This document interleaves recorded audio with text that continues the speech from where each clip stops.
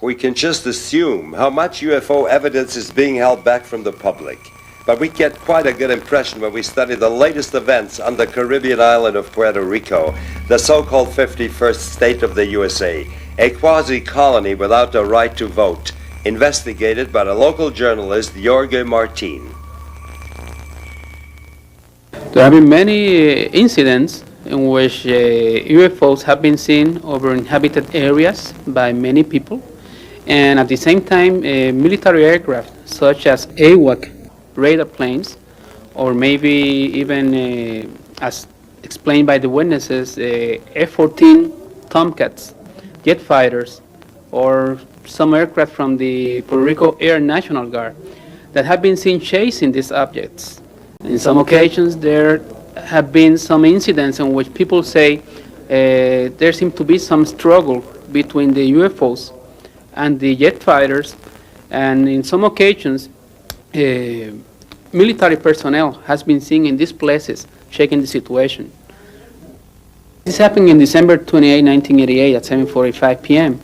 The people of the area of Cabo Rojo and Lajas, two towns to the southwest of the island, that night saw a very huge ball of blue light, as we see here in the drawing, that was flying over the Sierra Bermeja Mountains, a small ridge there where many of these incidents have been happening in Puerto Rico.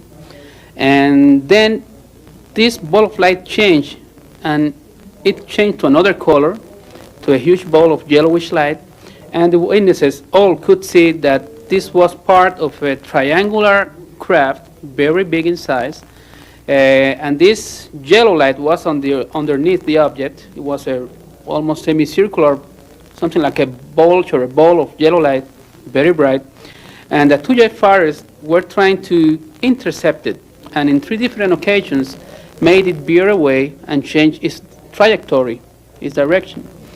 In the third occasion, the object stopped in midair. One of the jet fighters seemed to, as if it was going to collide with the object by the back of it, and the people began screaming because they believed there was going to be a collision and an explosion and something terrible might happen.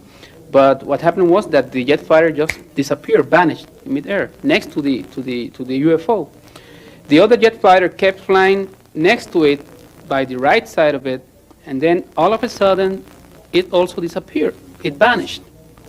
The UFO then came back again, turned around, flew over an area known there as the Saman Lake. It's a small pond surrounded by many palm trees, and over these palm trees, I would say at about an altitude of 100 feet from the palm trees, it divided itself, this huge triangular object, into two different object. It split with a luminous explosion, a soundless explosion, a very bright light. And both parts of the craft, one flew very fast to the north and one flew very fast to the east and disappeared. There were other witnesses that say that there was a third jet fighter that was checking on the situation from a distance. But when that pilot of that third jet fighter saw what happened, apparently he tried to flee the area, and three small balls of red light came out from the UFO and began chasing it, and they disappeared to the north. They don't know what happened to this third jet fighter. How many witnesses followed this event? Up to now, more than 100 witnesses. What are your conclusions? Well, this incident did occur. It's a very important one. When you have more than 100 witnesses that describe the same scene to you, they make the same drawings to you, what they saw.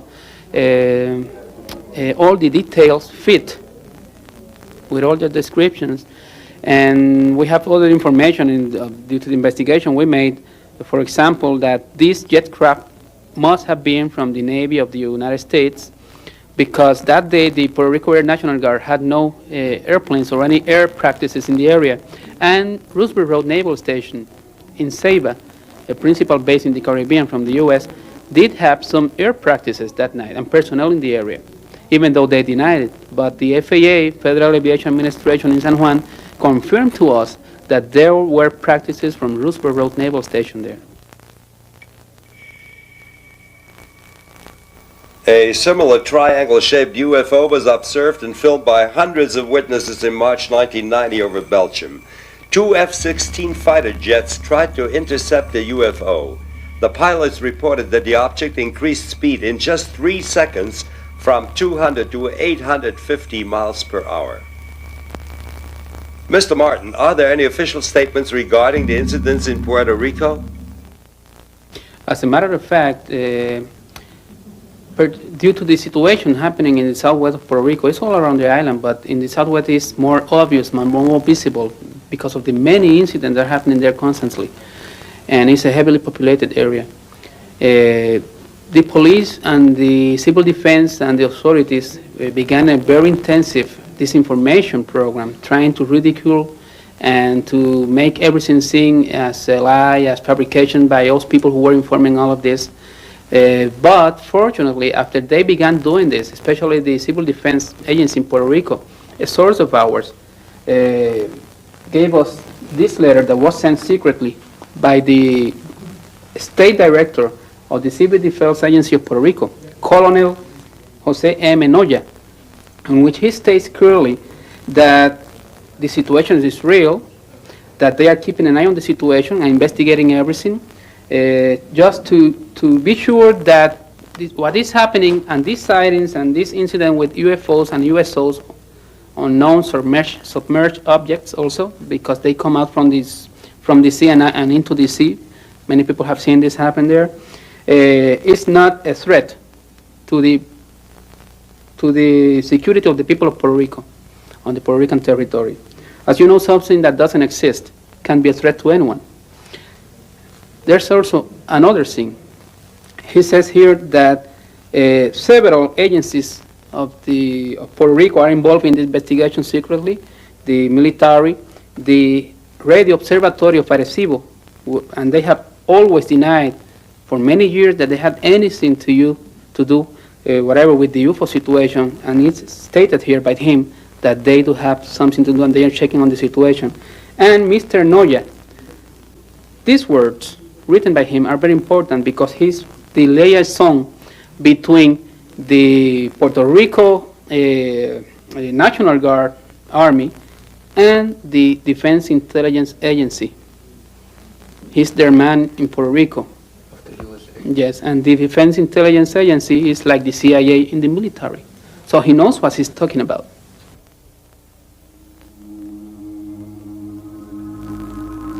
On the morning of May 14th, 1988, Amaury Riviera, a young man from Puerto Rico, photographed a giant disc, followed and circled by two jet interceptors. What makes the sensational pictures even more interesting is Riviera's claim that he had contact with the occupants of this UFO. Hello, my name is Amaury Rivera.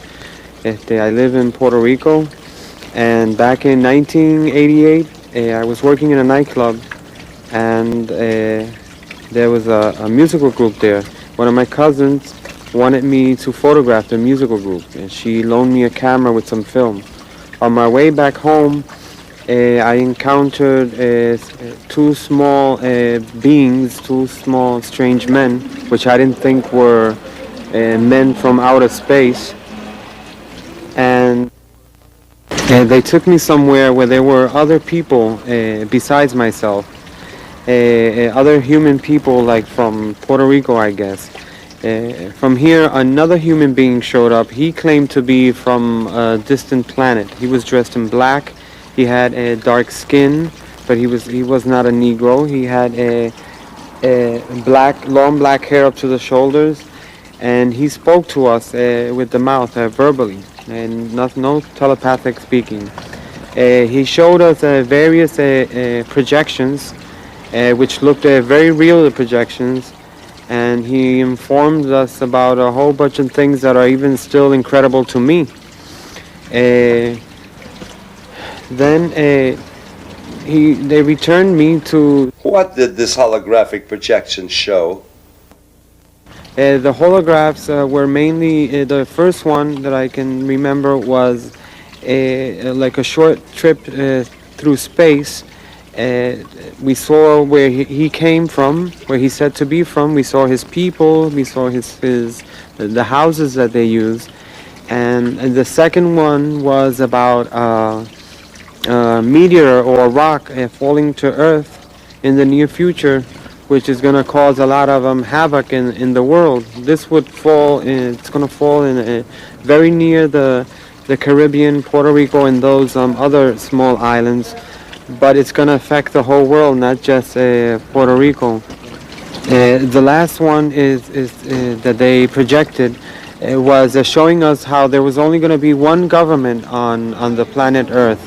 They'll be living on some sort of artificial island that's going to be floating in the middle of a dark, black, dirty sea. And then this man returned me to my car again and left me somewhere different from where the whole ordeal had started. Apparently, they took me with car and all.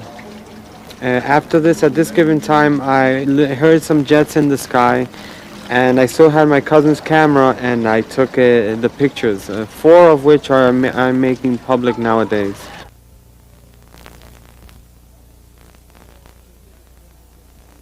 So the jets followed the UFO. Yes, it was. They seem to be surveilling it. I only got to capture just one of the jets in the photograph, but there were 3 of them.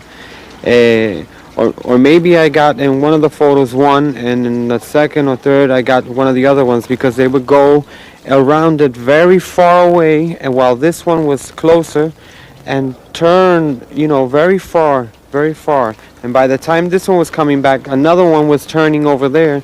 There was always one or the other close to the object, to the UFO. Jorge Martin has carefully investigated this case. Luis Rivera's case is, to me, is a very special one and a very important one, because in Maury's case, he was abducted and he was taken away by aliens. One of them was human-like, and 2 small creatures that they explained to him were some type of genetical or biological organic android that they made to do some chores outside so they don't have to risk themselves in our environment. That's what they explained to him, the so-called human alien that he saw in the craft. And it's important also because of the evidences that he has on the case, because when he was released, he had a camera with him and he was able to take pictures of the object that apparently had abducted him, the craft, flying saucer type, and also some jet fighters from the United States, excuse me, F-14 again. In most of these cases in the island, F-14s are involved with these situations of chasing and harassment and checking on these objects when they are seen in the different areas of the island. And he was able to get them in those pictures together. So this clearly, when you see those photographs, it's obvious that the government has been lying for many years, because there's the UFO there, and there's also the jet fighters dealing with the situation, which they denied for more than 40 years. It's there. Were you able to locate any other witnesses? That's what I was going to explain at this moment, Michael. The Amoris case is also very important, because I have several people who apparently had been contacted by the same alien that abducted Amori and the small ones that were with him in a separate fashion. They have nothing to do with Amori's incident. This being, this human-like alien, is contacting people all around the area of the southwest of Puerto Rico. I have people from the town of Yauco who seem to have been contacted by this man. I have this fisherman, Andres Maldonado, who I got in contact with Amori, because he told me several things Amori had told no one before, only I knew them, about the name of the alien and all the details that he was using to check on the people who really may have been in contact with the same being the night he was abducted, because there were about 14 other people there in the craft that night. And when Maldonado told me all this information that he couldn't know because he was not involved with the Morris case, I got them together. And at this moment I have about 3 different people who seem to have been in contact with the same alien. So they are doing something, and they are getting in contact with more and more people and preparing people for something. And this is very important because all this corroborates Amori's incident also. Other witnesses contacted Amori himself. So far, between 1988 and 1992, I've been able to localize 7 of these people. Because I've gone on different TV shows and different articles, and I've always been asking if anybody remembers anything similar happening to them, and that year, during that time, Mother's Day, to please get in touch with me. And I have gotten in touch with hundreds of people, but out of the hundreds, 7 definitely were there with me. I still have 7 to go. Maybe I'll never find them. Maybe they'll see this. We took the pictures, yes, we took the pictures taken by Amaury Rivera to a NASA consultant facility in Scottsdale, where we put them through a computer analysis using latest state-of-the-art equipment. And we had to conclude that the pictures were real and that they were exactly as described by the witness when he took the photographs. Noch dazu wurde Amaury Rivera eingeschüchtert und unter Druck gesetzt, seine Fotos herauszugeben. Well, a short time after the incident, 3 men showed up at my home in Puerto Rico, and one of them stood in their car downstairs, and they claimed to be from CIA. And they handed me 2 pieces of paper, which I was so nervous I couldn't really read, but I remember seeing the letter CIA, which is the intelligence agency from the United States, and they said that it would be easier and better for me if I handed them the photographs and the negatives, but they did not say, what photographs or what negatives. They didn't specify, and I just told them that I did not know what they were talking about. And they said it would be easier because we have an order to register your house, to look through your house. And I said, well, go ahead, be my guest and look. And they looked, but they couldn't find them because I had hid them very well. Amori's case was not an individual case. Well, the results are in the sense that this really is happening. There's a pattern that fits in all these cases. Most of the persons involved are women. I would say that 5-to-1, women advantage men, if we can call this an advantage, in being abducted by aliens. Most of the abductions are made by the so-called small, big-headed gray creatures, or reticulians, or whatever they are being called at this moment. And the pattern also fits with the cases in the United States and other places in the sense that they seem to be doing something with genetics. They're very interested in our genetics, in the reproductive system. There's an angle in all of this that has also to do something with spiritual development of man, and so forth.